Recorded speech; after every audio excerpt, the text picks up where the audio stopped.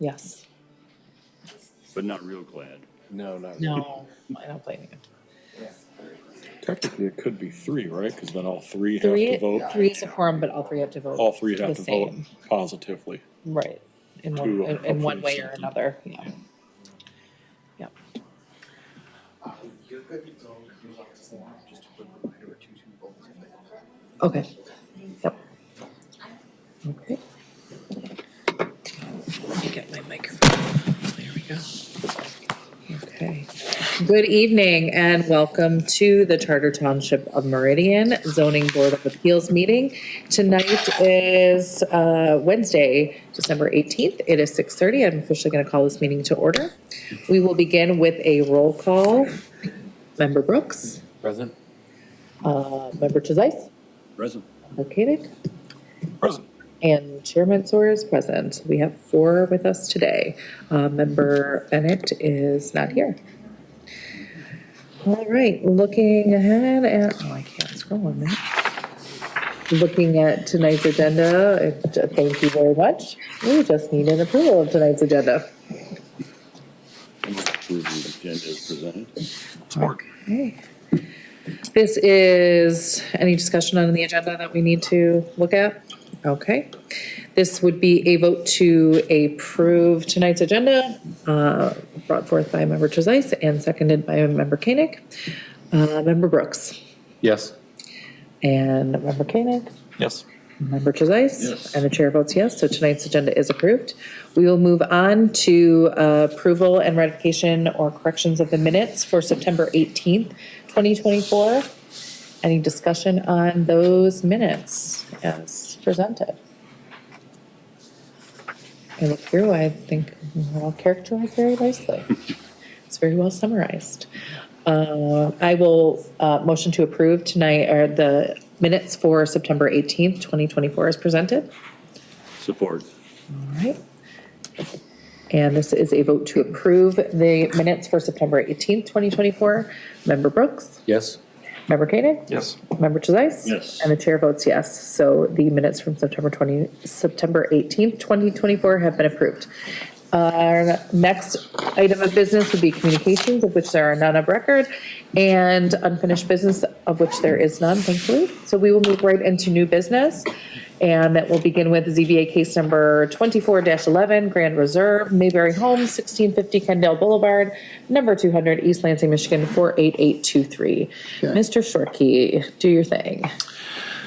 Well, good evening. As noted by the chair, this is a variance request from section 86-471, paragraph B, paragraph 1. Structures and grading activities shall be set back from the edge of a water feature as follows. And in this case, it's a wetland setback of 40 feet.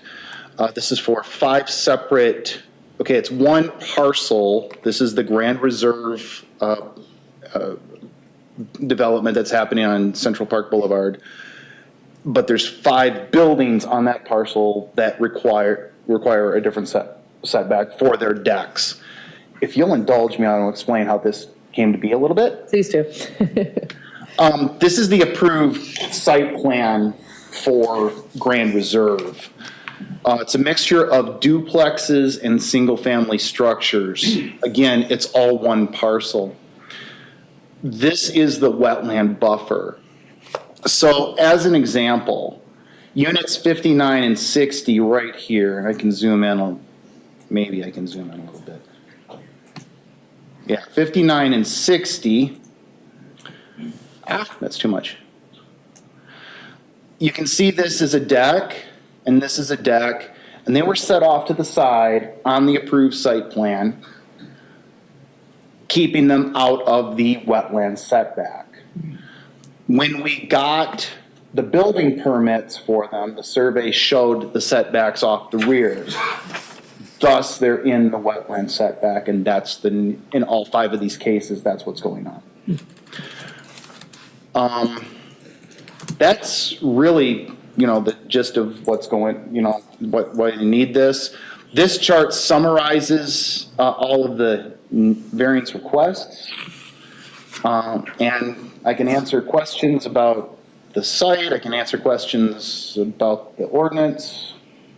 The applicant is represented. Yep. All right. Sounds good. Thank you very much, Mr. Shorkey. Would the applicant or the applicant's representative like to come up to the podium and speak on the case?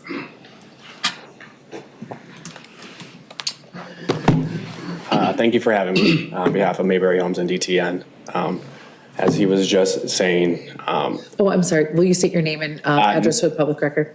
say that one more time. Your name and address for the public record. Nathan Smith, and I actually don't know Mayberry's address by heart. But as he was stating earlier about the wetlands in the buffer zone, what Mayberry is looking to do is, instead of keeping the decks on the side, is they want to put the decks into the buffer zone. A lot of that has the distance between it and then the distance for each post. One thing about the decks is they will be about 5 feet off the ground, and each post is a 4x8 post. The hole is about 12 inches wide. It'll go 24 inches deep. So we just are looking to maintain unity and seam line and functionality, basically. All right. Is there anybody else that would like to speak on this case this evening? If not, we're going to go ahead and close public comment. Mr. Smith, if you'd like to stay up there, Yeah. since it doesn't appear there's anybody else to talk about this case this evening. That way, as we get into board time, we can ask you questions as they come up. All right. So I'm going to go ahead and close public comment, open board time for this case. Anybody want to start? I know I'm gonna jump in because I'm sure others are thinking it. So I heard in your first statement, Mr. Smith. Yes. That that the effort to move the decks from where they were placed on the side in the site plan to the back was to keep unity. Is that Correct. Can you talk about that a little bit Just more so we can understand? if you can go back to the This? blueprint. Yes. Okay. As you Yeah. can see on the other units, they're all in the back.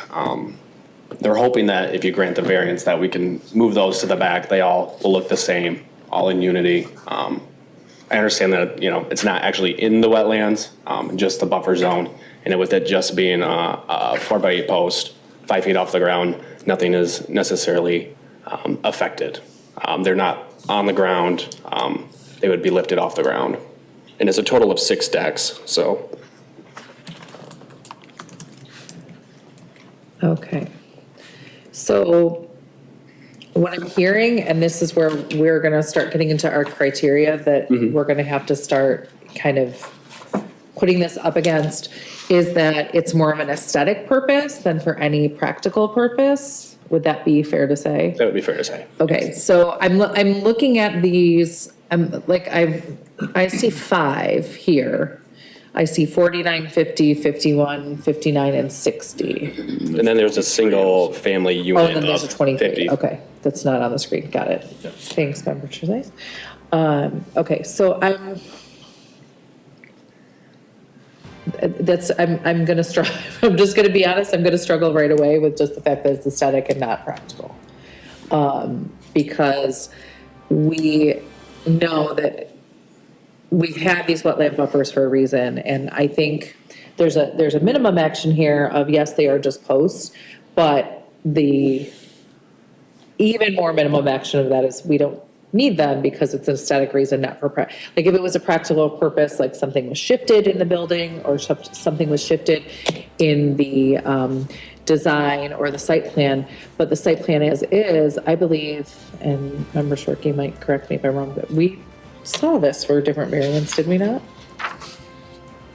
You did. The site plan, before the site plan was approved, Right. there was a wetland buffer variance Right. for the construction of the road from the Of the west. road, okay, so again, I'm feeling like, okay, we knew that the wetland was gonna be kind of tricky and kind of an issue before the site plan was brought forth, and I did think that this seemed kind of familiar, so I'm gonna struggle with the practical difficulties, gentlemen. I'm gonna go for it. I got a question for Mr. Shorkey. The road that's through there, what's the front yard setback for these buildings? Is it 25 feet from the center line of the road?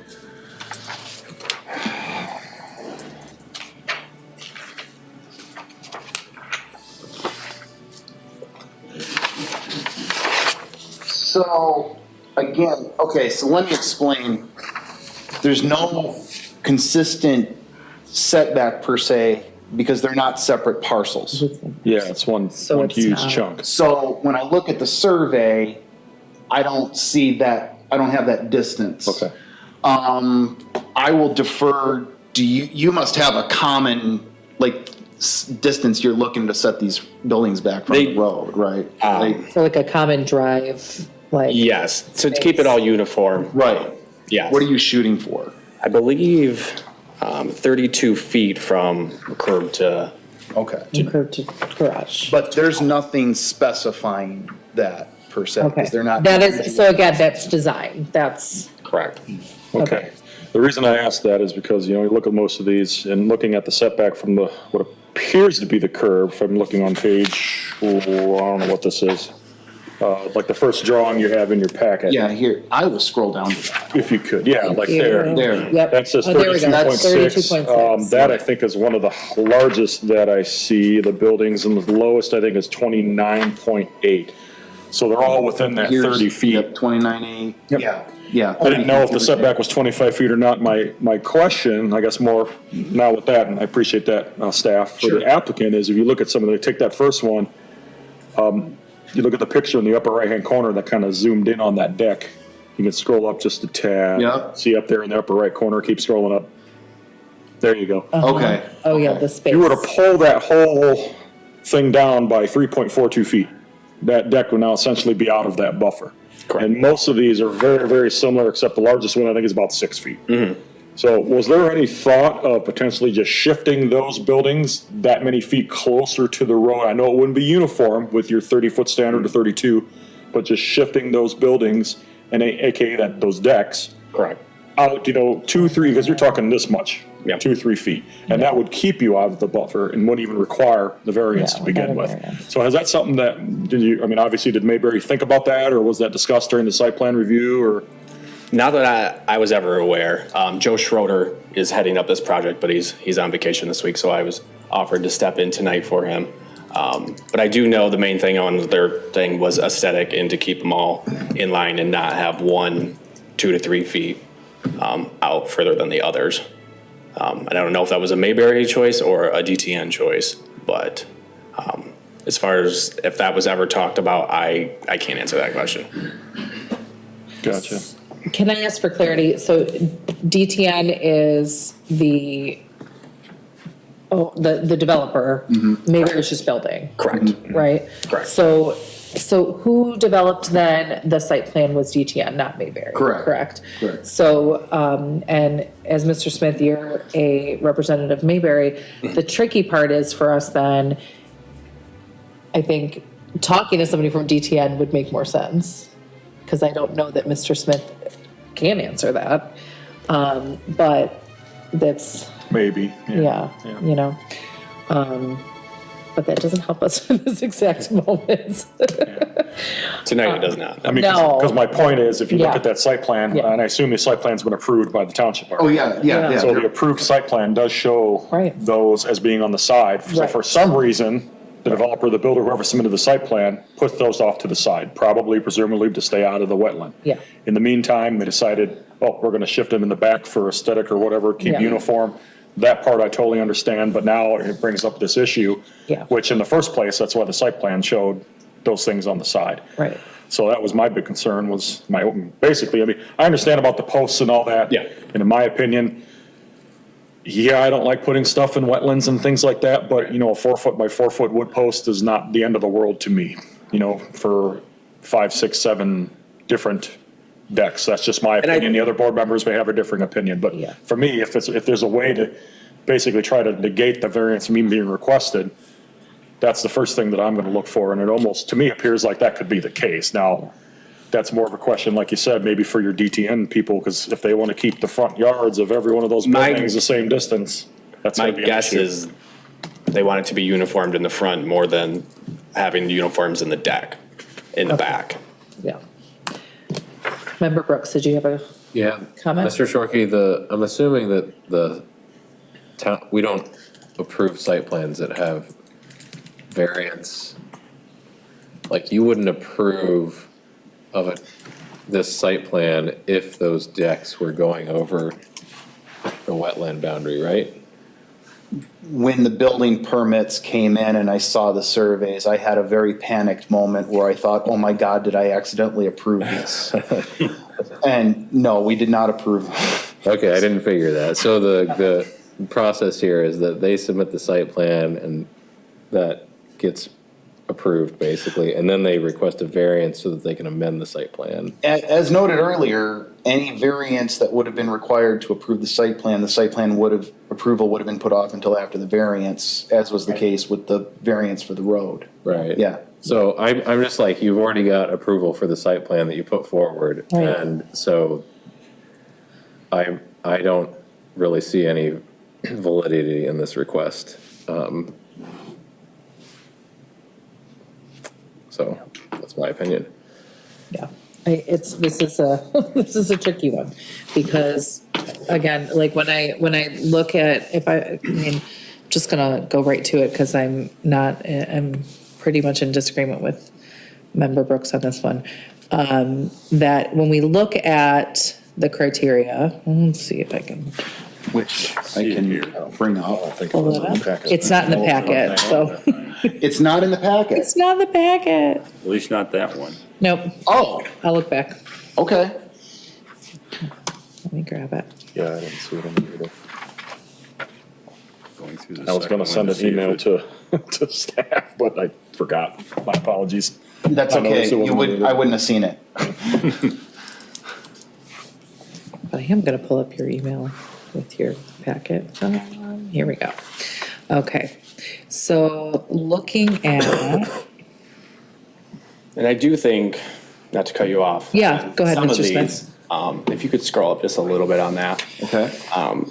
Some of these, like on unit 24 and 23, one deck is completely out of wetland buffer zone, the other deck isn't. And I think that's a lot of where the uniform is coming from, not so much that first one where they showed it on the sides where both would have been in it. Yeah. But it's where the fact that one will be out the back, and then the other one would have to be brought around the sides to get out of that wetland buffer zone. right, 23 would be in it, and it falls in the same line for unit 50, 51, because 52 wouldn't be in the buffer zone. And then actually, I think the only one that has multiple in that was unit 59 and unit 60, which we saw first, where Right. both were around the Both side. are- So I both think are that was outside. a big thing for them, is on those duplexes, that they both be in the back, so not just one's around out back and the other one's around the so side. they're, yeah. Yeah. Ms. Chair, can I ask Go for it, Mr. Shorkey. since I'm reviewing the building permits, Absolutely, give us what you got. I suspect I know the answer, but I'd feel remiss if I didn't ask the question. Why can you not just take one of these and move it laterally? I mean, then they're both in the back and just have them both come off the left side of the unit. I think I it's suspect that, but I just wanted to, That's a great question. So instead of having them going out, let's say vertically, flipping them so that they're the other way against the back door, or against the back of the home. both of those, well, all the duplexes, the sliding glass door is on the right side, or on the ends of those condos, the way it's set up Exterior. inside. Yeah. I just wanted that. Can you scroll up on that image, Sure. Mr. Shorkey, a little bit? So. How far? Right there is fine. Oh, okay. So these decks are, what are we looking at here? Probably 10 feet? How big are they? I don't have the exact measurements, but my guess would be a 10 by 10. I'm trying to, That looks about right. 3, 6, Yeah. 10-ish, maybe 11 and And a in half. some of the cases, it's But they're only 11 and one a half post square. in the actual wetland buffer zone. Right, Like in 23. Maybe. 1 by 10. Looks like. And I believe their hope was, since they are raised off, because all these are daylight, that, each deck is going to be at least 5 foot off the ground. So. Yeah.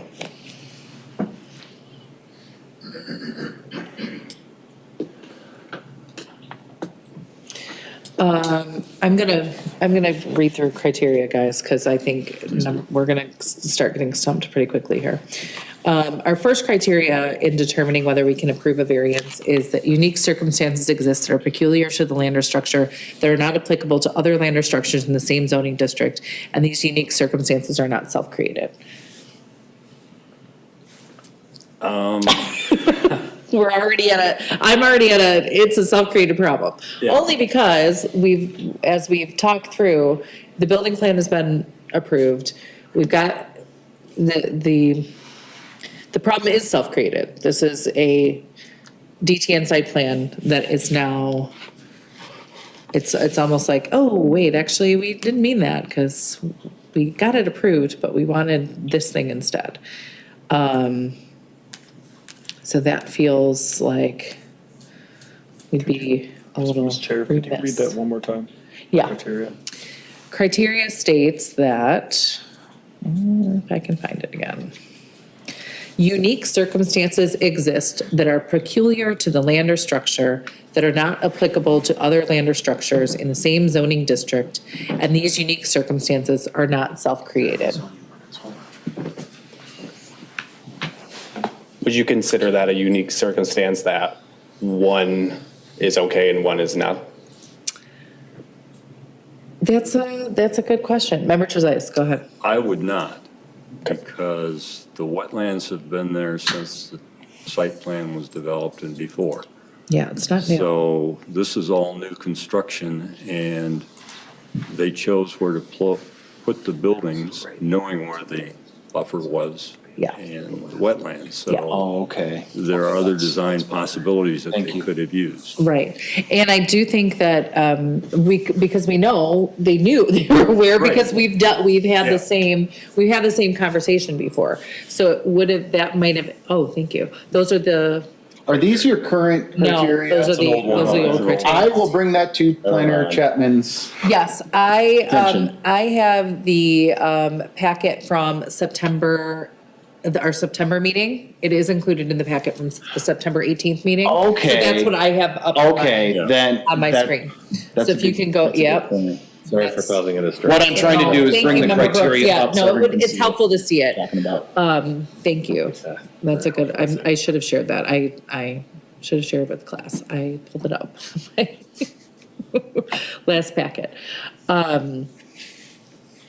Yeah, I'm finding it hard to believe unique circumstances are not self-created, only because we've been here before. We've had this same issue with approving things because the wetlands exist here.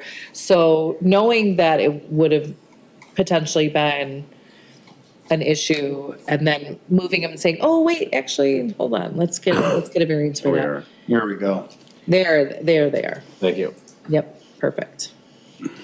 So that's where I stand on one. I'm not able to meet that criteria yet. Criteria 2 is strict interpretation and enforcement of the literal terms and provisions of this chapter would result in practical difficulties that would prevent the owner from using the property for a permitted purpose. And again, I'm gonna say that the hardest part of that one is that if this was for a practical purpose, it would feel, I would be able to meet that a little bit more closely. But for having it being aesthetic and matching across the back of the development feels not as, Well, it's also hard to see that since they've already presented a site plan that addresses it.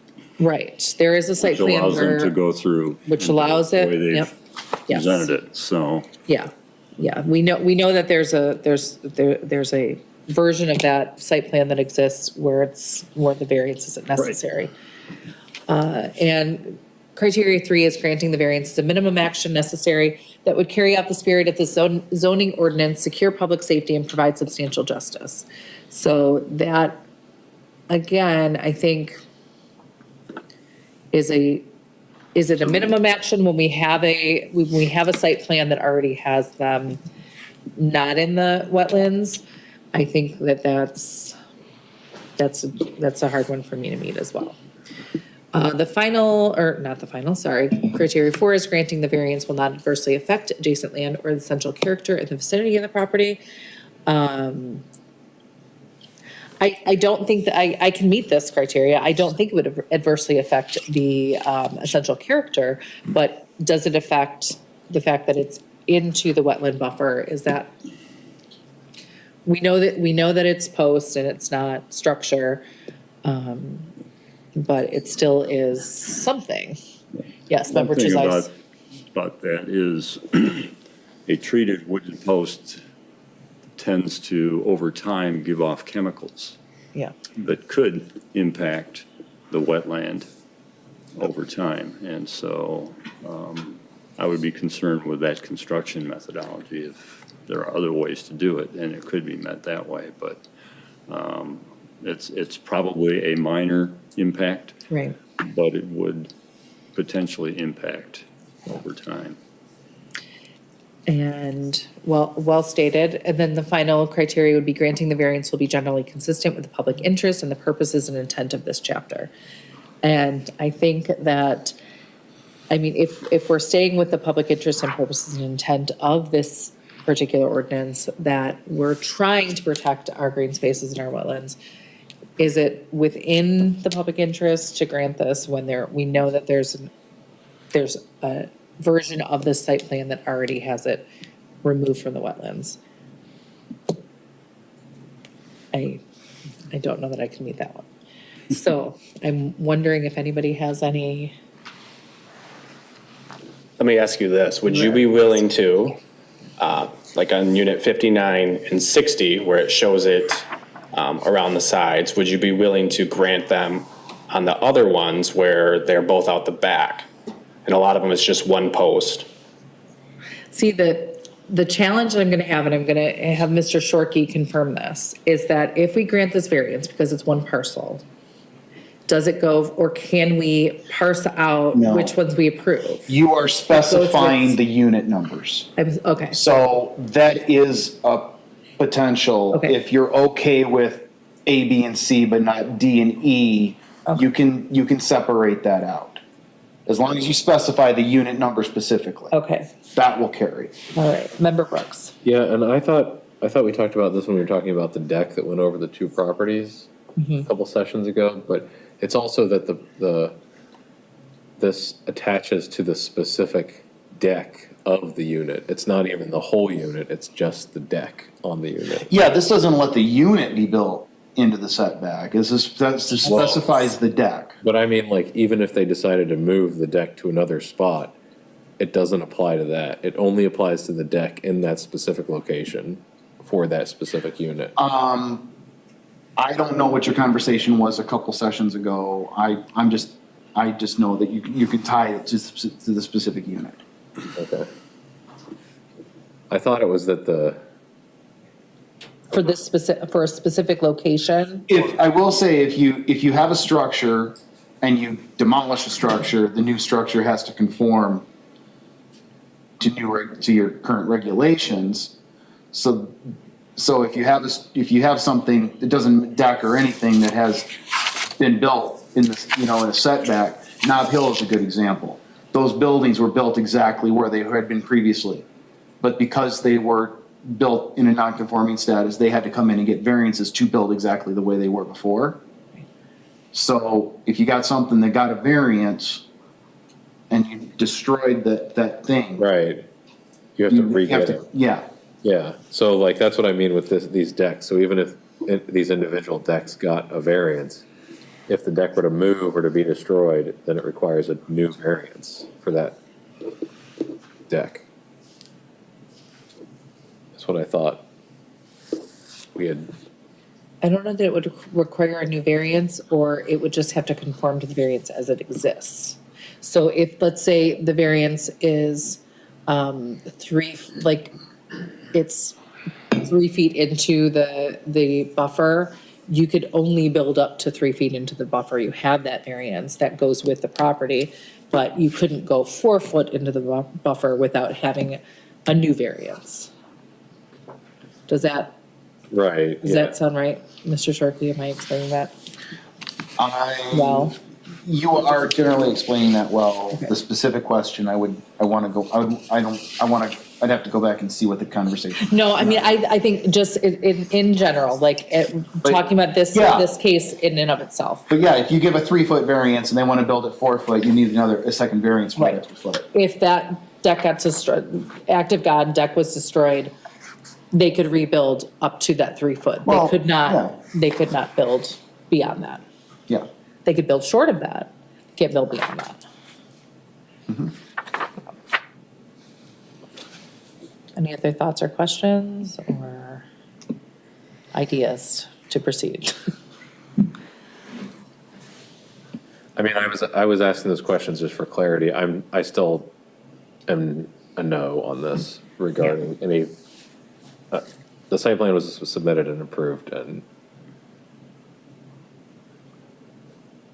Can you scroll down a bit, under shortcut, can we go through these units? Is there any of these units? Let's see, I'll start at the beginning. Start at the first, yeah. Yep, There we this go. is 24 and 23, So- unit 23 requires this variance here in the corner of this In the deck. corner, that's 2.69 feet. 49 and 50, unit 50's deck is in the buffer right here. This one is right on the edge, but it's okay. It's not in it, it's, okay, that's two. Unit 51 is right here. Pretty far into it. This is both, 59 and 60. And then this is a single-family home, and that's that one and only deck right there. Okay.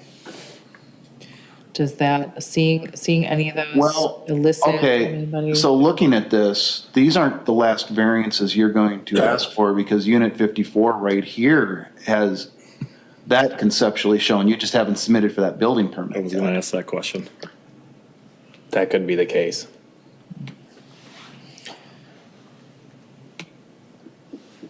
So the,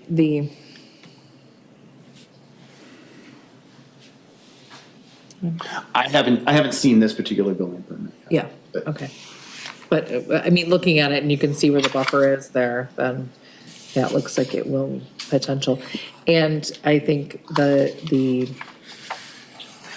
tricky thing we put upon ourselves is opening it up to more based on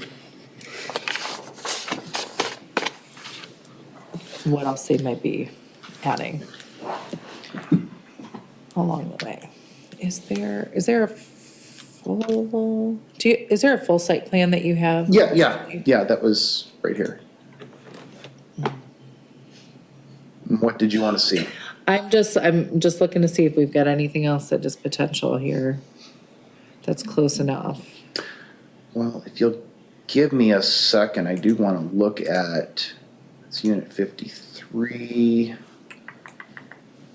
I believe it was Up at the top, Oh, okay, right? okay. There's still duplexes. Yeah, actually going off Well, that. that doesn't, Well, that's seem a right. duplex, No. that's not the single family. That's not the no, single that's family. not, I don't think Yeah. you've got the That's- single-family design yet, do you?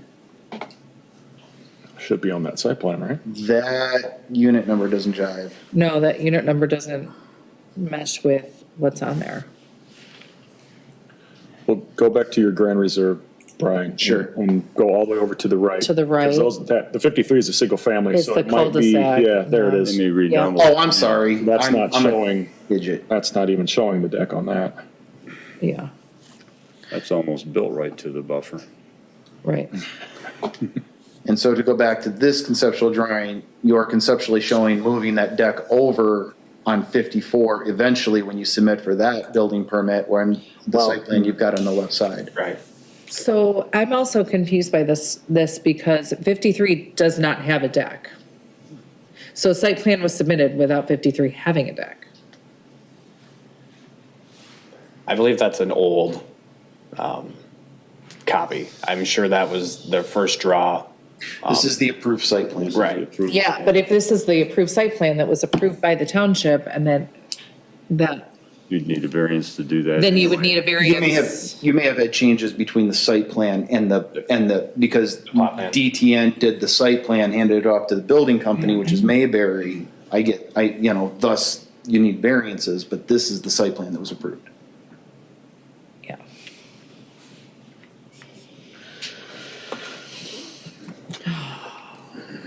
Right, and they wouldn't, I mean, as my question was, I was purposeful in this, is saying that the township doesn't approve site plans that have unapproved variances. Right, it would have to come to us first. Yeah, so typically, Mr. Shorkey, the process would be the site plan comes to your department. You look and see what's there that might be necessary to come either bring back to DTN, hey, we're looking at this, we gotta get this in, or we gotta apply for a variance. Right. So with that, not having a deck on 53 and this being approved, for them to add it, it's gonna still fall under this variance. There wouldn't be an additional variance. It would just be the setback. Oh, they don't need a variance to build the deck per se. Right, okay. That's It's just, people okay. can, yeah, people You can get build it, yeah. it's just a matter of where it's placed. Okay. And I guess I would say in that regard, if you're looking, the rights enjoyed by other people in the vicinity criteria, that, I guess you could argue 53 should have a deck. Maybe that's, just throwing that out there. Yeah, I mean, I could see, like, for the uniformity in the in the development, and yes, if all the neighbors have it, I should have it too. I know we'll talk about that with garages, but it's, I can see that. I'm curious on a path forward, because I think where we stand, none of us are gonna be able to approve the variance and approve the 5 criteria. I would. My mechanic. Speaking out of turn, sorry, Okay. Ms. Chair. Nope, go for it. I'm gonna throw a curveball.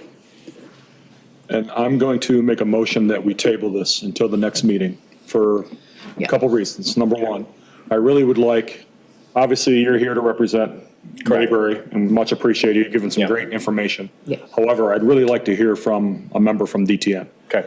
To speak to, because I personally, sounds like, without speaking on behalf of the other board members, this probably would not be approved tonight based on what was presented versus the site plan.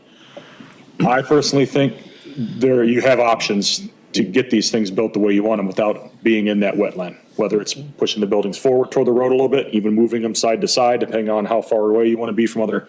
I think you have options of doing this to get these things out of there, as I mentioned. And I want to be able to allow, yourself as one of the clients and DTN to be able to think about that instead of just, if they come back next month and they say, nope, this is what what was requested last month is what we're still requesting today, then we can take the appropriate action then.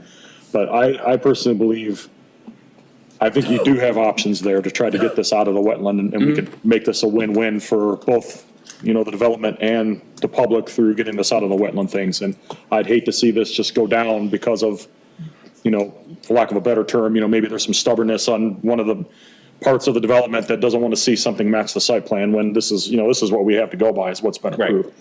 So I would make the motion that we table this until next meeting in order to allow members of DTN talk amongst themselves and see if they'd be willing to come back and Okay. speak to maybe shifting some of those buildings, or God forbid, shifting all of them, 5 feet forward to make them all uniform. Right. But still get those 5 or 6 decks or patios or whatever you have back there out of those wetlands, out of any wetland buffer. Okay. Yeah, I would support that motion. Thank you for presenting that idea. I think that this sounds like a good compromise to be able to kind of keep the ball rolling and keep things moving. I do think, and maybe taking this back to both, your office and in talking with DTN, I think the biggest hangup for us is going to be that we have a site plan that's approved. Everything's there. And when we look at the criteria, when we look at something like a practical difficulty or a self-created circumstance, we can see options, we can see them on our plan. Correct. But they might not be the most attractive options to Correct. DTN and Mayberry. But, or I will even say DTN because Mayberry's the builder, right? So ultimately, it's DTN who gets to make the call, you guys get to put it together. So I think that it's worth having the conversation and giving everybody a chance to take a look. Is there anything else we can do? And if we really need those decks to be there, is there a way we can shift them? Is there a way to minimize that? If, instead of having the 6 of them, can we get, just those 2 that are in the back? Maybe, can we bring them down? Like Member Koenig had said, like 2 or 3 feet, how do we shift it a little bit so we can make it the minimal action possible? Because I do think, I tend to agree that posts are, there's not a direct structure inside of that buffer zone. So I tend to go towards that being a minimum action, just Part of the structure. part of, but You made a good I would love to see something, if we can shift something, if there's a way to, because there's so many buildings that are falling under this, and then we're looking at potentially even taking back to DTN that 54 might be a challenge as well. I'm fairly positive they flipped it on 54 to the left side. Okay. So it's out of the buffer zone and. Okay, because on the site plan, it looks like it's out, or maybe even on the edge, but close, it looks close, but in that one, in that proposed. And in that circumstances of 53, I Yeah. don't think there's going to be enough room to obviously put a deck on the Right. sides of it. So that one, they're trying to. So 53 might be, okay, this is where we've got to have it. And Right. and then we can make the argument Right. that says, okay, Yeah. 53 looks like Yes. we can understand. We can't pull it forward anymore. We can't do this. We can't put it in the, there's not enough space, you know what I mean? Like, I don't think that we're an unreasonable board as far as that type of circumstance goes, but as a general, overall unique circumstance, I'm not finding it with all of the units. So that's where I would love to give the opportunity to go back and Yep. try to see what else can be shifted, just so that we can get there to the very minimum action necessary. So I would welcome any other ideas or thoughts on the motion, which is to table. And if Well, not, I'll second. Member Brooks? I'm gonna second the motion because I don't think there was a second on it. I support. heard a Oh, you did? second. Oh, Yeah, you did? I Oh, support. Sorry, Yeah. sorry. No, that's okay. We've got support for it, so I'm gonna go ahead and take a vote. Member Brooks, this is a vote to table this variance request. Support? And Member Koenig? Yes.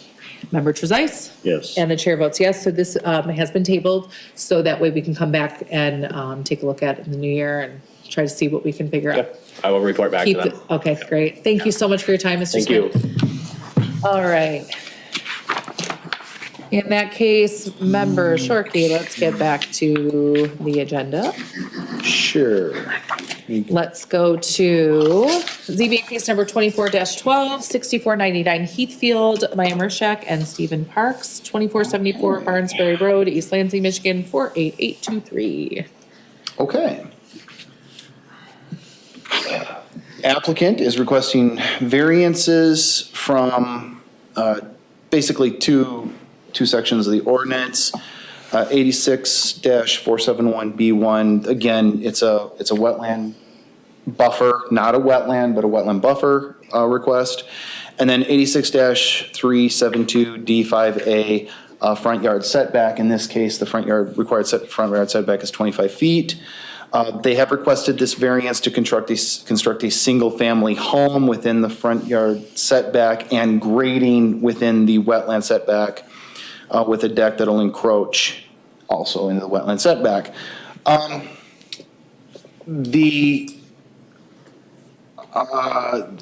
Let's see. I thought there was a thing in here. I apologize. I found out at 6:30 this morning that I was doing this meeting. I wasn't the person who put this together, so if I look like I'm fumbling, I am. Yeah, this is what I'm looking for. The deck on the south corner of the house is proposed to encroach 2.5 feet. The grading itself needs a 9-foot variance. We do ask that you make sure that's separated, not just grant a 9-foot variance. Okay. If you do go that route. I want to bring up a map and show you where this is.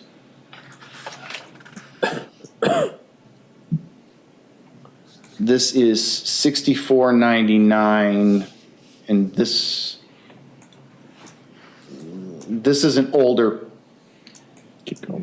there we go, there we go. There we go, okay. So this is an older picture. What it doesn't show is there's a road here now, and maybe, you know what, if you'll indulge me, I'll go to Google Maps. Yeah, That's better. that would be helpful.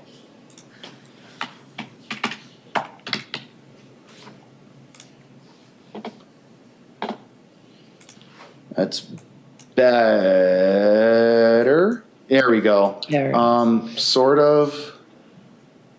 It's a fairly new, That's outdated as well. It's Okay. right underneath where it says museums. If you scroll up there, Yeah, so go up, go Yep. down, yeah. Other keep way, going, nope, the other way. other direction. Or keep The other going, Other right direction. That's Pins there, and that Pines. cul-de-sac. Cul-de-sac up where where you can see kind of the The new brown. construction. Construction. To the west of Newton Road, see it up there?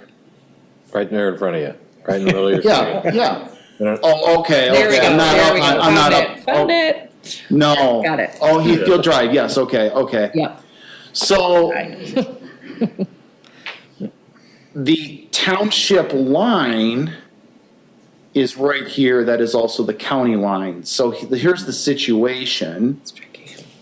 These parcels access from the north on Heathfield Drive from Bath Township. Right. Okay, so this is the parcel in question, and I'm going to turn on a wetland layer. So the applicant did perform a wetland delineation, October 2024.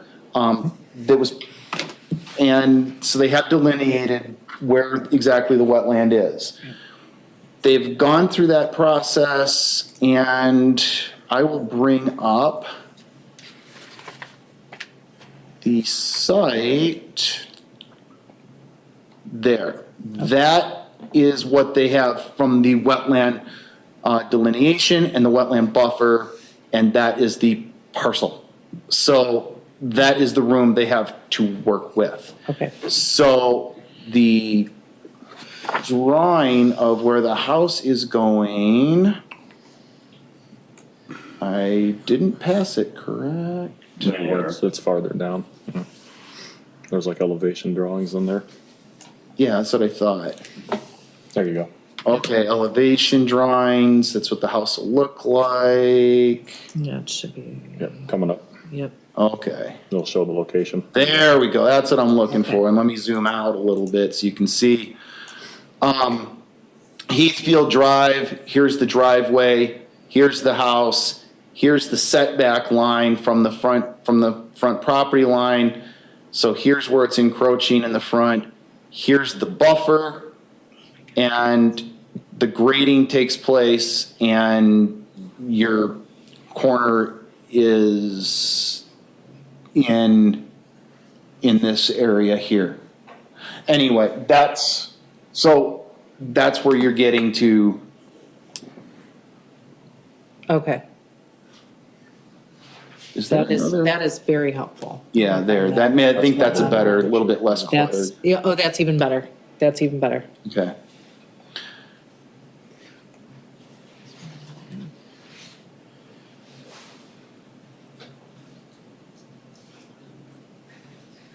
Okay. Okay, so, Mr. Shorkey, do you have any other information we should know as presented before we get into Those are the the facts of the applicant's case. time? Okay. Well, I am certain we will have questions. Yeah, okay. All right. In that case, would the applicant or a representative for the applicant like to come up to the podium and just state your name and address for the public record? And that way we know who we're talking to this evening. Thank you. My name is Tim Rozowski. I'm an architect, and I reside at 613 Grove Street in East Lansing. So I've been working with May and Steve. We also have the builder. John Andrus is here, at least one neighbor, and May and Steve are here as well. So if we have any questions from that perspective. So the site was purchased in July of 2024. And there's a lot of history, at least that I'm finding out about this particular site. I met with Mr. Chapman, I think, 4 times as we were developing the site plan. And he looked up, I think he was employed by the township and then left the township and came back from the township. So he knew some history of this site. So the site, as far as I understand it, has never been platted. So there was no subdivision plat. So there are several sites on the cul-de-sac, and this is the last remaining site on the cul-de-sac. I put together kind of a lengthy description. I don't know if you had a chance to read it, but I'll just hit some of the high points. You know, it's a 5.25 acre site. We have the wetland is approximately 2.5 acres. The township GIS system shows about 1.5 acres of pond on this parcel. And then the buffer strip, of course, around it. So the buffer strip, I had KEBS, who's the surveying group, they calculated the perimeter of the buffer strip. So the buffer strip is around 1,740 feet in length. You multiply that by 40 feet, so we have about 70,000 square feet of buffer. The site is, I've been an architect, working in architectural offices for, well, just under 50 years, like a few months under 50 years. This is probably the 3rd most challenging site that I've dealt with. We have a lot of things going on. Any number of them you might be able to cite as a unique aspect of the site. So the site is in width in the east-west direction is just under 400 linear feet, and it's around 527 feet in the north-south direction. Technically, we have no property line that comes up to the cul-de-sac. So our site is a rectangle, and if you look at, I don't know if I could just check here, the site to the north, this home is built. The one to the north here, you see that property line angles across there. So technically, we have no frontage on the cul-de-sac. This was a similar situation to the site on the west. Can you come back to the microphone? Yeah, just so There will that- be someone taking minutes. Yeah. I just wanted to, do you have a pointer, a laser pointer? I don't have a laser pointer. Okay, well, the building to the west is just, actually, I'm not sure it's 100% complete. I think they put in sod maybe a month or so ago. So that house is just finished with construction. The house to the north looks like it's a couple of years old. So I think. Speak of this right here. Yes. That would be the house to the north. Yep, so the Google Earth image is out of date. That house is built. Okay. But it's a helpful image because it shows the extent of the fill. So I believe the houses, the lots were laid out in 2014. That's what Mr. Chapman had said. And then in 2019, there was a site plan done which addressed the house to the west and this property. And apparently there must have been a wetlands delineation at that point because physically on the site, the 2019 buffer zone is staked out on the property. And there's erosion control fencing, which is about 50% of it is kind of laying over. So it hasn't been maintained. The pretty significant grade change on the site. So we have about a 23-foot grade change from the curb to the water line. So we have a steep slope, grade change. From 2019 onward, there was just fill that was placed on this site, which for our perspective is a liability because we had a geotechnical study done, and really the fill that was placed is not capable of supporting the foundation load. So and we also have along the west edge, there's an unrecorded storm drainage system that picks up some of the water from the cul-de-sac. There are storm sewers in the cul-de-sac.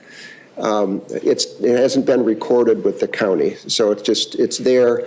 We're treating it as if it's a real easement simply because, it was shown on the property plan, but from what we can see, it was not recorded.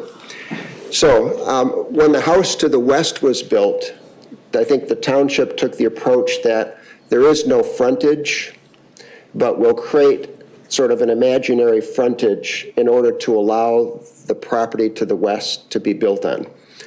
Because you can't really build on a property that has no frontage. So I think that's what establishes the front setback line. I have the plan from 2019 that showed it for both of the properties. So, technically, our frontage is on Newton Road. It's not really on the cul-de-sac. So somebody could view the setback as 10 feet for the RAA zone as opposed to 25 feet. I mean, if you thought of that as a side yard, it would be 10 feet. If we think of it as a front yard, it's a 25-foot setback. So in laying out the house, one of our program objectives is to employ universal design for the main floor. So we have a fully accessible main floor. I've done this in a couple of different projects where we try to work it out so that we have kind of a subtle approach to the house so that there's no ramp, there are no railings, that type of thing. So we have an approach that gets us to the main level, and then once you get into the main level, it's sort of a aging in place a concept for that. So that was part of the design parameters. Anyway, when you look at this, and I did 16 different iterations of the site plan and rotated the house, multiple times. What I found was that if I rotate the house just 1 degree, it moves the extreme corners just under 3 feet. And so if you look at, what I've written here, I'm saying 12.2 minimum. And then also I should point out at the garage, there's a dimension of 22 feet minimum. The site plan here shows that northeast corner is 12.2 feet, and the garage corner is beyond 25 feet. And the reason I'm a little bit hedging on that is that, and John can speak to this, we have to get the building built, and it requires excavation. And so we haven't met with the excavator yet, but he or she may want a little more physical space to do their work. So these are kind of the extremes, the 12.2. If the excavator says, I really need more than 12.2 just to get my equipment in there, then I can move that northeast corner down, a degree. That picks up another 3 feet. But in doing so, it shifts the garage corner up 3 feet. So these are kind of the extreme limitations. So that's the reasoning behind the setback requirement from the north. On the wetlands one, at this point, I'm not anticipating that we will have any roof overhangs or any deck constructed in the buffer zone. So this site plan shows no deck, no roof overhang in the buffer zone. And we won't expand what we've shown here, but one of the things, and I wanted to comment on the last appeal, but it wasn't my appeal, so I didn't think it was appropriate. There's the perception that these are all very precise lines, but they're not. I accompanied the delineator when the wetlands was delineated, just to see how they went about doing their work. And this is FTC&H, which is the consultant that the township uses. And so we talked about it. He showed, basically he has a little book that has colors of soil on it, and so he matches up the soil color, and then of course identifies species. But he said his GPS is accurate within 3 feet. So at this site, we only have, like on the east side, we only have about 45 feet in which to build here. So we're like right on the bubble, right on the edge. And so it was important to me, first of all, it's not easy to lay out this site, on this site that's sort of cockeyed like this. It has a pretty significant slope. So this was more or less asking for permission rather than forgiveness. So my concern has always been that we start building the building and we find out that we're a little bit over the buffer line, and then we're coming back here and saying, okay, we've got this situation here. So these are, we won't expand the decks, we won't change the roof overhangs, and right now they're not in the buffer zone. But I can tell you, it's just, this is a tough one to physically lay out, on the site. If the deck or the roof overhang, well, this is there are really three variances: the setback, then there's the deck or roof overhang, and then there's the some grading in the buffer zone. Let me explain the roof overhang and the deck. The township zoning ordinance explicitly allows for up to 2.5 feet for various projections over setback lines. And it does that for things like chimneys, eaves, and so forth. But that language is not explicitly in the buffer zone thing. So it's silent on whether, as a right, somebody has the ability to project 2.5 feet over the buffer zone. So what I've planned so far is that the deck will have a 2.5-foot overhang, that'd be cantilevered out over.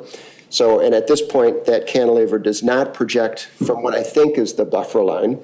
Again, the whole system is not that accurate. So our plan is that the posts would not be in the buffer line, but we could potentially project, the more important one is probably the roof overhang rather than the deck overhang. I think we could probably live with it. So right now, as I've shown, nothing projects over the buffer zone. On the third part, if you saw the photos that I put in the written statement, this, and I think the Google Earth image that Mr. Shirkey showed was really helpful because it shows the extent of the fill. So this site for 5 or 6 years has just been dumped on. And so it's not natural native soil, it's not organic soil, it's not really wetland soil, it's just stuff. And in fact, I was out there in November when I took the photos, and people are still dumping on the site, even though Steve and Maya have owned this since July. So there was a bunch of sod that had just been dumped on the site. So it's not natural, and but in order to give the builder the ability to actually move equipment and excavate for our foundations, we would like the ability to just work within the fill zone, potentially up to the old buffer line, the 2019 buffer line that's staked on the site. So we're not really changing the grades or elevations. It's just practical. He's going to need some ability to maneuver equipment and excavate for foundation. So it's not guaranteed that we'll need that. But again, if your excavator drives a piece of equipment over it, we don't want to be in the position that, okay, we've made a mistake. So again, it's sort of asking permission as opposed to asking forgiveness. It's just the practical thing of building a house on this sort of complicated site. And I guess the last thing is, if you're looking for unique situations, there are any number of them. Our property line actually goes into Newton Road, so we've joked about charging tolls to use Newton Road. So that's a unique situation. The fact that we have a 400-foot frontage where there's nothing that actually fronts on the cul-de-sac, I think is a unique aspect. The change in grade, the proportional amount of wetland and buffer to what actually is the buildable area on the site. And we have a site that's 110,000 square feet, and I think there's only maybe about 5,000 or 6,000 square feet that's actually buildable for the project. And then the fill, I think, is another kind of unique aspect. So I certainly think we meet that particular one. So I'll stop there. And I don't know if the applicants want to say anything more or whatever, or if you have any questions of them. Okay, well, we do appreciate it, and it's Morawski? Rozowski, yes. Morawski. Pretty good, Okay. yes. Mhm. Trying to remember it so we can call you the correct name. And we appreciate that information.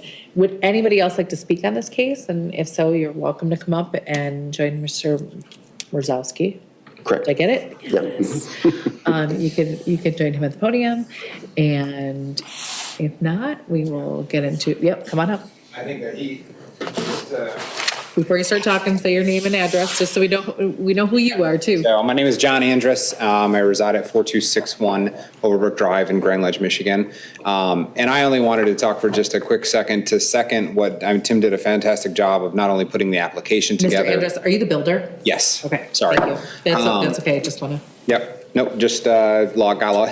So Tim did a fantastic job putting the application as a whole together, and I think his process of doing so really dialed in the fact that all of the unique situations that surround this site, but the site has a tremendous opportunity to have a really gorgeous home with a really beautiful view, looking over that 2.5 acre wetland and just the overall setting. Excuse me. For May and Steve and what they're looking to accomplish, and the relationship with the neighbors that are already in the area. I just think there's a lot that can be said for what's capable with this site, even though it does pose a few challenges. And so I just wanted to really speak for a quick second and just really add to what Tim was saying about we're not trying to necessarily cross the line as much as we're saying, hey, this is what we're working with. Do we have a little bit of wiggle room on that? And then is in regards to any work that would be done in that buffer zone, our goal would be to minimize that at all costs if we can.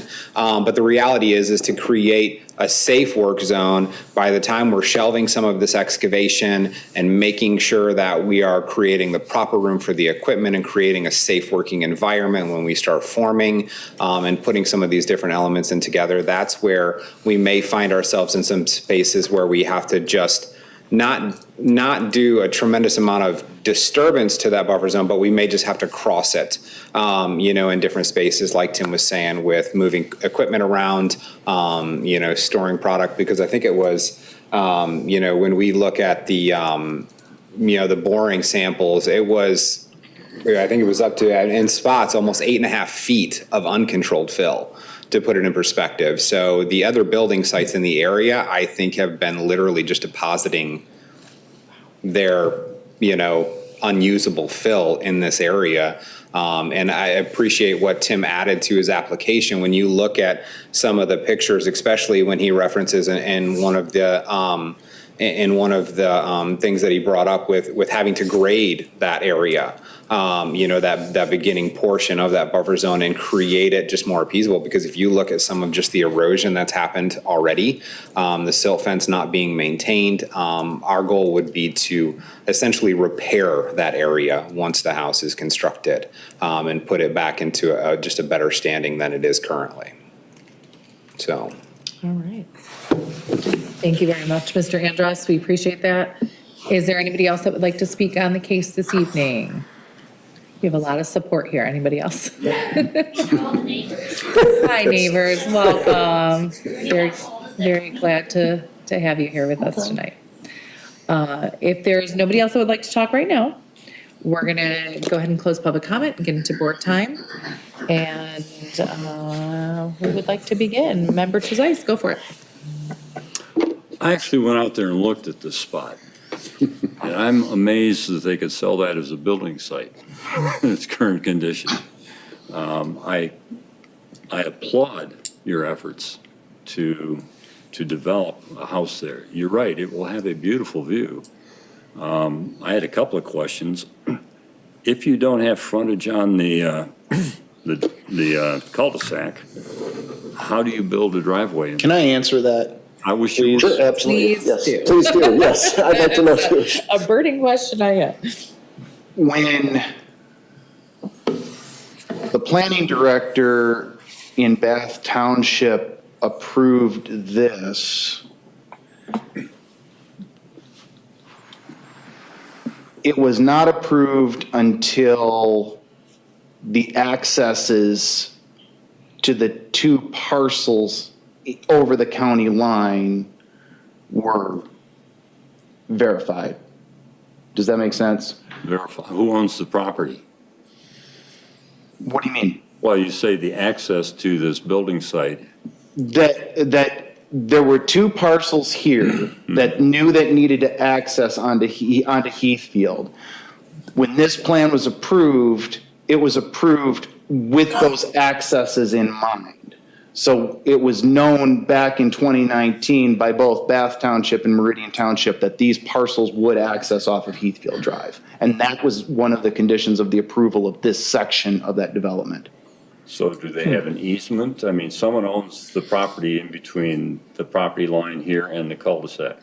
I don't think it's much different than, I mean, typically when you have a lot, you have your lot, and then you'll have the street line here. So I don't think it's much different than a right-of-way. But I mean, it's, you know, I had the same question, and I just know that what Mr. Shirkey described was what was applied to the house that, you know, is under construction or just completed to the west, yeah.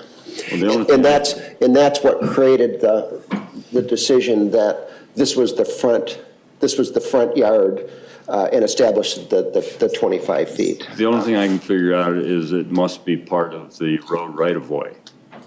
Yeah, that's what I think. It does, here, that's, you don't need that anymore. No? I don't have a great, yeah, okay, so this is, yeah, so Heathfield Drive has a right-of-way, and so, yeah, these driveways would just go through it. Okay, so they do have access to legal access. As I may be clumsily trying to explain, this development in Bath Township was not approved until it was confirmed that these accesses to these two parcels were Okay. going to be approved. All right, That was part of the approval in 2019 by their planning director. all right. And you Well, could throw that in as another one of those unique conditions. it is definitely that. Yeah. So the 25 feet would be back from approximately the road right-of-way, the No, setback. I The think. 25 feet is in this case set back from not the right of Property line. way, it's the property line. It's a very unique situation. That is, that that is, is, I okay. mean, I Yeah, will I don't say- have a problem meeting number one. I have no problem meeting unique circumstances on this house, guys. And I will No also problem. agree that they aren't caused by the I'm owner. not self-created. Yes, Not self-created here. so, yeah, are you planning on removing all that fill? We remove most of it, and Okay. it's not adequate to support the foundation. Well, I so- understand that. So I've done, if you look at the foundation plan, I mean, the footings in the rear are quite low, the ones at the front are higher. So we will either remove or strengthen. We'll have to compact. So we'll probably end up doing a combination of both. And as you pointed out in your description, as well as when I was out there, there's considerable amount of erosion down Yeah, into the right. wetland, into the buffer. Yeah, and just for appearance sake, I think that needs to be restored, just so, I mean, it looks better. Otherwise, you have this, well, you saw it, so, Yeah, well, I would hope that would be part of the yes. plan, that restore as much as possible the general grade into the wetland, into the buffer zone. Right, yeah, and that was half of variance request number 3, was to let us do that. I understood that. Yeah, yeah. Yeah, okay, Yeah. all right, thank you. Thank you very much, Member Trezise. Anybody else? Yeah, Member Koenig, go ahead. I was going to mimic your comment. I was going to say the exact same comment.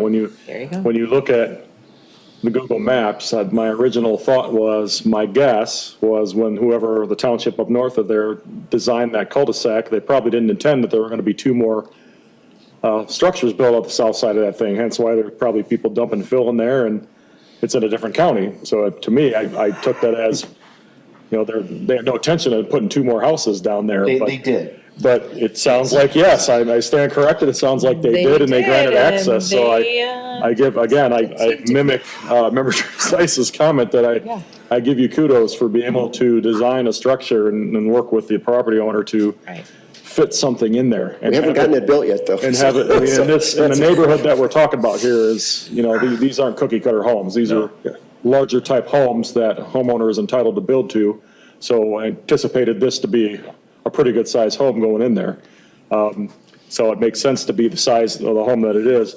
I did have a clarification question for you, though. Explain again, because in the one paragraph of the staff report, it says the deck just the deck. Didn't say anything about an overhang or anything. It says the deck on the south corner of the house is proposed to encroach 2.5 feet into the wetland setback. Now, you said something before about it wasn't the deck, it was gonna be like the deck overhang. I just wanted Yeah, clarification. actually, I think when I completed the application, I think I said the deck, and/or roof overhang. So none of the deck posts would be in the buffer zone, and we might cantilever, the last 2.5 feet of deck, out over the buffer line. Right now, the site plan doesn't show it. I don't think we need it, except I wanted to explain one other thing on the buffer zone. So the GPS system is accurate within 3 feet. At the 40th scale, the thickness of my line is 1 foot. So we're like right on the bubble, right on the edge. And you know what? I don't want to have John build this house and then find out that, okay, we were 6 inches over the buffer line with the deck. So right now, I don't think it's needed, but it could be, particularly if the excavator says we want to rotate this back a little bit. The roof overhang is the roof overhang at the southeast corner. And right now, you can see the dotted line there is just short of the buffer line. So it would only come into play under 2 circumstances. One is that the buffer line, I wanted to explain on the buffer line as well. The wetlands delineator from FTC&H, they do periodically. It's not continuous. It's like every 30 feet, 40 feet, and he digs a hole to conclude what the soil was and then matches the color there. So they plant that point, and they actually, they put a flag at that point, but they put a flag, on a branch. So if it's a windy day, the buffer line is over here, or the buffer line is over here. So that's one aspect, and then the line doesn't really exist. They do what is called a polyline. So they take these points, these GPS points, which they've triggered back to the township GIS system, and then they project the line in between there. So ultimately, the buffer zone, I assume, will be staked out in the field, with the wetlands consultant. So it may be a little different. So the line may be curved from one point to another rather than a straight line from one point to another. So, I think we misfired on the Hubble spaceship, due to a math error. So, these look like really hard lines on the site plan, but they're really not. So, again, this was more or less asking permission rather than asking for forgiveness. I mean, we don't want to be in that situation where we've built the deck and it projects over 6 inches and now we're back here asking for forgiveness. I can clarify, that is in his write-up. Okay. And staff would have no problem if you said 2.5 feet for deck and/or overhang. Overhang, Yeah, okay, deck or that's- overhang, Yeah. And that may be a policy decision too, because the ordinance is really silent on whether the 2.5 feet sort of entitled setback applies to the buffer line. I mean, Keith and I looked for it, and we couldn't. It just says structure, but it doesn't give you the same relief. So could you project your eave line or your chimney like you could over other setback lines? Okay. Appreciate that. Member Brooks. Yeah, I have 2 questions. First, Mr. Shorkey, there's 2 times we've heard about fill dirt getting dumped into this property. Is that legal? It wasn't observed. Okay. It's not, no, of course it's not legal, but if no one saw it, no one reported it. Okay. Can I interject on that one? That's okay. I wanted to ask. I just wanted to show that. No, I appreciate it. I just wanted to ask him. So the second question is, why? So, and if we think about like what we're talking about, so the last zoning ordinance, they had bought the property, they were building on the property, or they were getting ready to build on the property, then they were asking for a variance. And we're sort of skeptical of that. But then this group has bought the property and now they're building this large house. And so I'm curious if there's been any consideration made of just scaling the house back so that you don't have to request as many variances in this instance. Well, we spent quite a lot of time looking at different plan iterations so that we have a building program. So, one aspect of the program is to be able to have large family gatherings, so that's an important piece.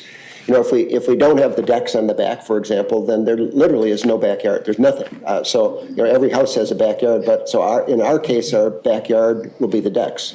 So, because the grade change really from the edge of the house is pretty severe. So, we can't grade in that area, so we're restricted from doing that. So, we looked at a lot of different floor plan iterations, and then this is the one that meets the program that we had the best. And as I said, I at this point, from where I think the buffer line is, having said that, there's this accuracy thing and the polyline thing as well. I don't think we are projecting over the buffer line for the decks. And so, but if the excavator says, I need a little bit more room on the north, we need to pull this house down a little bit, then we would get into that situation. So I don't know if that answers your question or not, but it really flows from the building program. The difference in the two situations is that in the first request, they had an approved site plan and they essentially want to deviate from that site plan.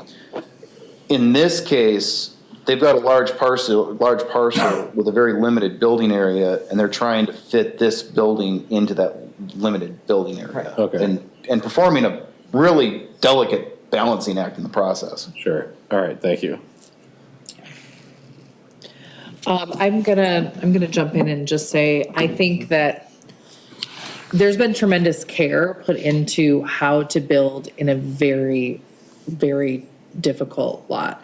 And I'm not concerned about the size of the home as much as I am that it seemingly have gone through every iteration and trying to get both a home that's usable, so hitting that practical difficulty, a home that's usable for this particular very strange building site, within those setbacks from the property line, not from a frontage, and to stay within this wetland buffer zone. I think that it's done to a degree that I do appreciate the asking for permission, saying we might be 2.5 feet over versus I don't know if we're gonna be, so we're just gonna roll with it and not ask for the variance. I would rather say, okay, 2.5 feet, and give them enough to be able to build and say, okay. I also think that I'm in looking at all three requests separately, I can see the 2.5 feet for potential overhang is also kind of a little bit of a gray area with whether or not that is, is it overhanging the buffer line? Is that an actual issue or not? But we're asking for a variance for it. But then also for the buffer zone and using that and repairing that and getting that back up to what it needs to be able to not only support that wetland and look nicer for the township, but also just to do its job. I mean, really, it's not doing its job right now, and it needs to be repaired and restored to be able to do its job. I don't have a problem with those. I don't think that in looking at the setbacks, I don't know how that could be any different. I don't see any, other than, as Member Brooks pointed out, having a smaller home just generally. And then we could get into, the weeds with whether or not people are, I mean, even if you, I'm like, you could squish it, but you're still gonna have a setback issue because you're going from the property line and not from the right of way. Yeah, Member Trezise. The only thing I'd say is this is not a huge home. Right. It's 3,000 square feet. Yeah. This is not a 22,000 square foot mansion that they're trying to squeeze into a half-acre lot. Right. And I agree that the 12.5 feet setback really is a strange need here, given that they're well over 25 feet from anything that we would normally use for a setback. Right, that's the part and where I find, you know, They've got the distance between the home next door, the Yep. setbacks, all of those. yep, they can meet all of that. I think the nature of this lot kind of dictates that they have to do something like this. And the house next door also has that type of variance because they're had the same issue as far as access to the cul-de-sac. Yeah, And they've built there, so that's been approved there. I don't see that particular issue as at all controversial. And I think the other two variants having to do with the wetland buffer, one is necessary in order to do the building, and that's the repair and restoration, Yes. which is a benefit to us. Yep. And the other is for basically something, an elevated deck, two-story deck or a roof line without anything, at least now, planned on being placed in the buffer, including even a post. yeah, there's no posts, there's nothing, it would just be an overhang over the buffer line. And so that would be about 8 or 10 feet over the ground level anyway, even the lower deck. The lower one is about 3.5 feet above Okay. the ground level, yeah. But it's a deep Yeah, because depression there. the site's, The water will be running the site's out doing this, very right? quickly. Sideways. Yeah, Yeah, it's not Right. going to be physically impairing the drainage. Right. no. No, all the same water that would have landed on it before will still land on it when we're done, yeah. Yep. Yeah, yeah. I'm Any going to other- go through the questions. Yeah, I think, if we don't have any more, I'm gonna go for it. Number one would be unique circumstances exist that are peculiar to the land or structure that are not applicable to other land or structures in the same zoning district, and these unique circumstances are not self-created. I can absolutely meet that criteria. These are not self-created circumstances. This is it's a buildable lot. So Almost. it's almost impossible, but you seem to have almost found the exact only one way that this could potentially work, which is pretty admirable. Criteria number two would state strict interpretation and enforcement of the literal terms and provisions of this chapter would result in the practical difficulties that would result in practical difficulties that would prevent the owner from using the property for a permitted purpose. And if the permitted purpose is to have a single-family dwelling, which it is, it's a residential area, then I think that enforcing these setbacks and these buffer zones is going to provide some practical difficulties for building this particular home. Well, if it wasn't for the waiver as far as the setback, you couldn't build anything there. Absolutely, you wouldn't be able to build. So I think I can absolutely meet criteria number two. Criteria number three states granting the variance is the minimum action necessary, which would carry out the spirit of the zoning ordinance, secure public safety, and provide substantial justice. I can't see, other than just taking the home and crunching it down, which I don't think would be just, that there is I think we've gotten to as minimal of we're looking at overhang as opposed to posts or some kind of structure within the buffer zone. We're looking at restoring that buffer zone to what it needs to be to function properly as a buffer zone. And we're looking at a very loosey-goosey kind of a property line there and frontage, the lack of a frontage in general. So I can meet the minimum action criteria very easily on this, on all three requests. Criteria number four states granting the variance will not adversely affect adjacent land or the essential character in the vicinity of the property. I think by the looks of it, from having all of the neighbors here and the support, that it seems like they're in support of building on this lot, and that it will help maintain and grow their property values. So I could see where that would not ever adversely affect. And it sounds like we're ready to restore that buffer zone into what it is, take out the fill that's been, plaguing the end of that cul-de-sac there, and really set this property to rights. Well, it really is an eyesore at present. It looks like it from the Google Earth image, so I can only imagine what it looks like in person, but appreciate that Member Trezise was able to get out there and take a look and be our eyes on the ground, as it were. Criteria number 5 states granting the variance will be generally consistent with public interest and the purposes and intent of this chapter, and I can grant that quite easily as well.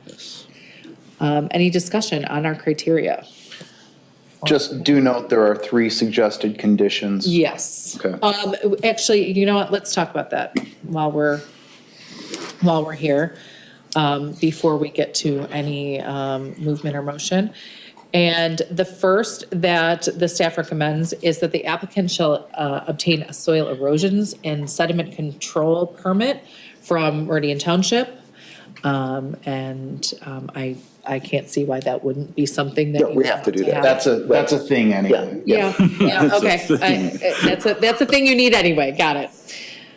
And the next recommendation would be that the applicant shall stake the edge of the grading on the parcel before any excavation or construction begins.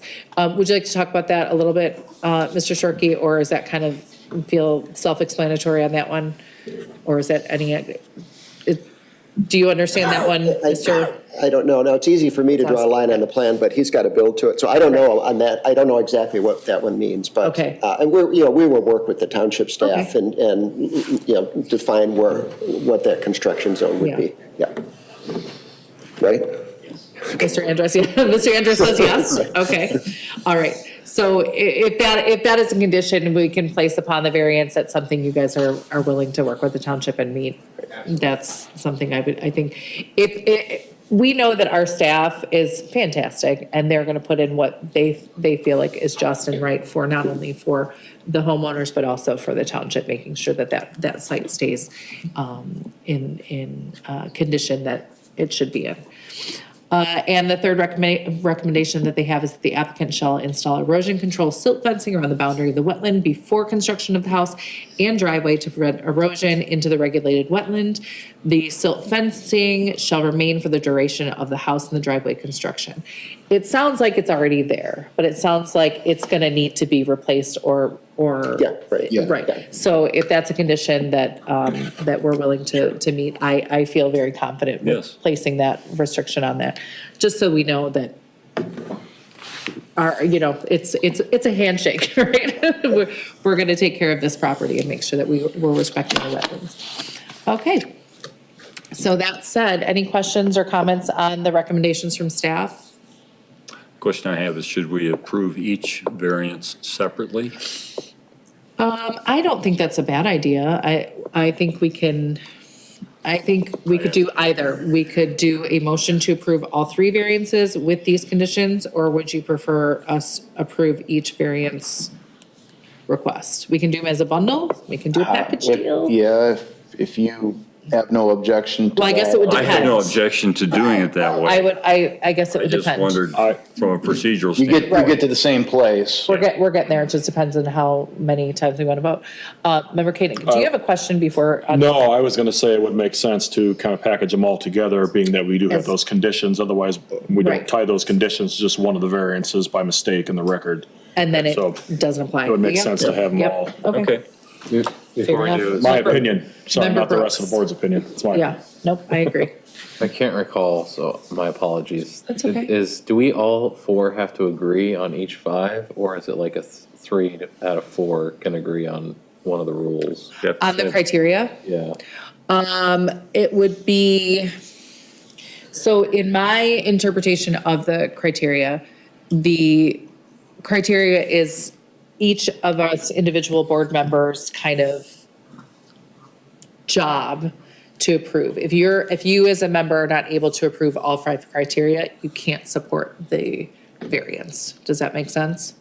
But if 3 of us we could approve. If you did, but I welcome any conversation on them. Is there one that it is is giving you a little, No, that's my main question. I mean, Yeah. I still think the size of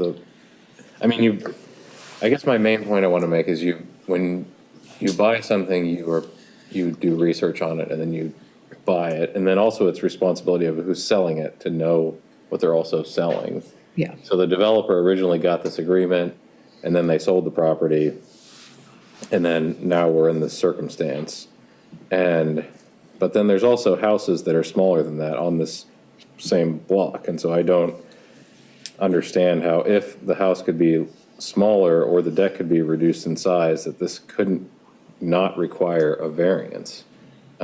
Except for, I think, with if I'm thinking about this correctly, is the 25-foot setback that comes from a road that's not actually frontage. Right. So that one I think that makes Yeah. some sense. But then I'm also like, if a road doesn't have frontage and you can't have a setback, then why is it even a property that's legitimately allowed to be sold and purchased and then built a house on, in which now we're being told that it's one of the most difficult places that has been tried to be designed on. So it also raises this question of, there are some places that just aren't buildable. But those are sort of the ways that I'm thinking about this.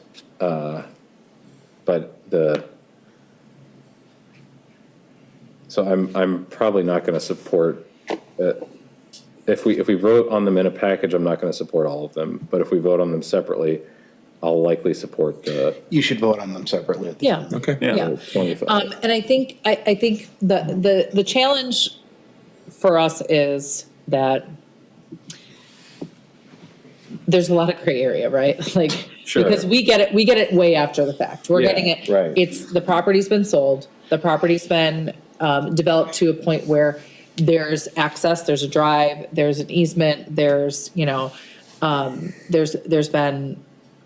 all kinds of work put into, whether it be the wetland delineation or the plot map, the surveyors, the architect, everybody's put in time and effort on this project already, including the township.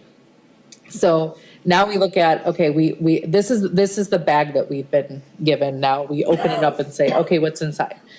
And when we open up the bag, we have to decide, okay, this is already here. So we could go into the weeds and debate whether or not it should have been sold anyway, but that's how the sausage gets made. We already have the sausage in our hands. Yeah, I agree. So now we got to decide, what we're comfortable with as a board as far as what we're gonna allow as variance goes. So I'm fine with pulling them apart. The trick is that I do think that we need to apply those three conditions then to each individual as a bundle, a bundle of recommendations on each individual variance. So I think if Member Brooks, if you're good with that, That's we fine. can take them apart and do each variance. Okay. So we'll need a motion for each, and we'll need a vote for each in order to accomplish that in a more piecemeal kind of a. And I'm just preferencing this because I know that's going to take longer. Yeah. I just already have offered my comments. Yeah. Like, I'm just going to say yes We're just or gonna no vote. on each thing. So- Okay, all right. Is there do we want to discuss any more before we go for some motions? All right. Then, let's take a look here. Get back up to. All right, do we have any motions? Who would like to jump into the pool here?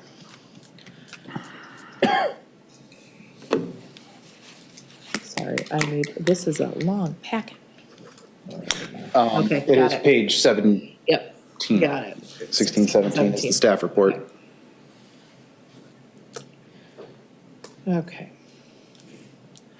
Trying to think how you would word that. Okay, I'll Yeah. make the first motions. Okay. So I make a motion to approve the variance for ordinance 86/372 slash H6367 front yard setback to allow the plan house to be located no closer than 12.2 feet from the northern property line Okay. with the recommended conditions provided by the staff in our packet with all three, if they're required. Perfect. Is that sufficient, Mr. Shorkey, for a? Specify the 12.8 feet. Okay. 12.2. Excuse me? 12.2. You are requesting a variance of 12.8 feet. 12.8 feet? Yes. Okay, With a variance of 12, You got the numbers backwards? Yes. Okay. 12.8. okay, yep, okay, with 12.8 Yeah. variance. okay. Okay, I would support. So we, I think, have exhausted our conversation on this application. So this is a vote to approve the first variance request for the 12.8 feet setback from the northern property line with the conditions, the three conditions of staff recommendation. Member Brooks. Yes. Member Koenig? Yes. Member Trezise? Yes. And the chair votes yes. So that variance has been approved. I will make a motion to approve on ZBA case number 24-12, the setback, the 2.5 foot roof and/or deck overhang into the wetland buffer line, including the three recommendations from staff. I'll support that. You said for the deck and the overhang. For the deck, And for, then- I'm saying for the deck and roof overhangs. Okay, 2.5 feet into the wetland buffer line. okay. And that ordinance is 86-471. And that's 86-471B1. And who seconded? And I did. seconded by member Okay. Trezise. Okay. This is a vote to approve the second variance for the 2.5 foot deck and roof overhangs into the wetland buffer line with recommendations from staff. Member Brooks. No. Member Koenig. Yes. Member Trezise? Yes. And chair votes yes, so that variance has been approved. And the third variance, anybody want to take a shot at it? Member Trezise, go ahead. I propose approval of the variance to zoning ordinance 86-471, paren B, paren 1, setback from water features to allow for limited earthwork in the buffer zone if needed for the excavation and installation of the building foundations and deck posts, and to repair eroded areas and imported non-structural fill that has been placed on the site over time, subject to the three additional conditions and recommendations from staff as presented in our packet. Okay, and I would support that motion. So this will be a vote to approve the third variance request to allow for work in the buffer zone for excavation. Excuse me, a 9-foot variance. 9 foot, thank you. That is the thank you. request. They request for a 9-foot variance into the wetland buffer zone as needed for excavation and installation of building foundations and deck posts, with the three recommendations from staff.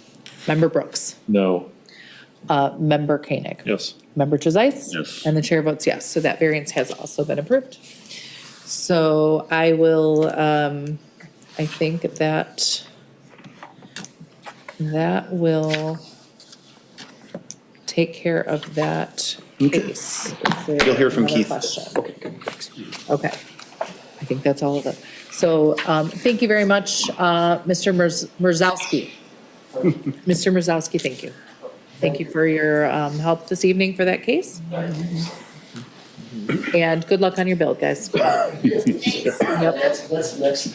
I don't envy that position, so good luck. All right. That will take us back to our agenda. We just have one more piece of business this evening, which is our 2025 meeting calendar. Please take a look, and if any of that looks to be not something, well, wait just a moment.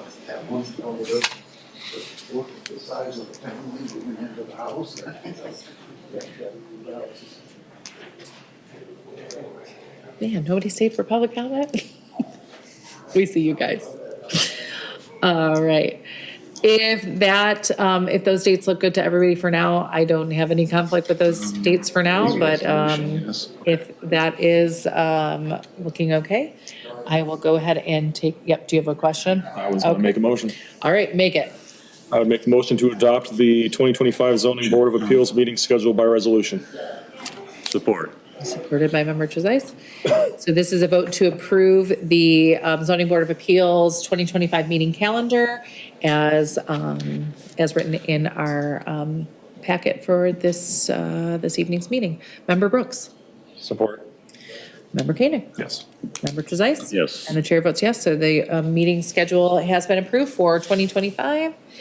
And I will open the floor one last time for public remarks.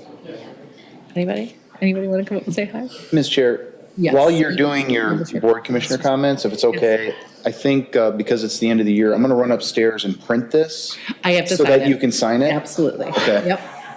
All right. Do you want to come up and say hi? You can be on TV. Want to come up and say hi? We have some friends in the audience. You can go right up there. Go right up by the microphone, buddy. To your right, to the microphone behind the wood. Can you say hi? Hi there. Can you tell us your name? It's Riley. Hi, Riley. What brings you to the zoning board of appeals meeting tonight? My dad. My dad. Your dad's here? That's so My cool. dad. That's your dad. That's awesome. We're so glad that you joined us tonight, Riley. Thank you so much. Hey, you, get up there. Come on. Riley did it. And Riley's littler than you. Come on, go up to the microphone and say hi. Come on, go quick, go quick. He wants to go. Riley, guess what? There's another kid here too. This kid right here, that's my kid. My kid's 37. Hi there. Can you state your name for the public record? My name is Abby. Addie Mansour, that's my daughter. That's my 8-year-old daughter. Thank you for joining us at the meeting tonight. You guys were awesome during this Yes. meeting. It was kind of boring, huh? Say yes. Kind of. For the record, yes. Yes. Was it cool seeing your dad get to do some work? Yeah. What'd you think, Addie? Is it cool seeing your mom do some work? Yeah. Kind of. Kind of. Kind of. Well, we appreciate how well you guys listened. So thanks for taking part and doing your civic duty tonight and attending a really long meeting for your parents. All right, well, I'm going to go ahead and close public comment on that adorable note and move right into board member comments. And thank you guys. That's not always easy. So Member Brooks, I really appreciate you being upfront and honest with us and staying your course and I think that's what we need. That's healthy discourse in any kind of community, and we need it. We need to keep that up. So I appreciate it, and I think that was handled really well. So if I do say so myself, I think we did a great job, guys. All right, on that note, I'm going to close the board member comments. I do need to sign the meeting schedule, but on that note, unless anybody has any more comments. Happy holidays. All right, happy holidays. Meeting adjourned.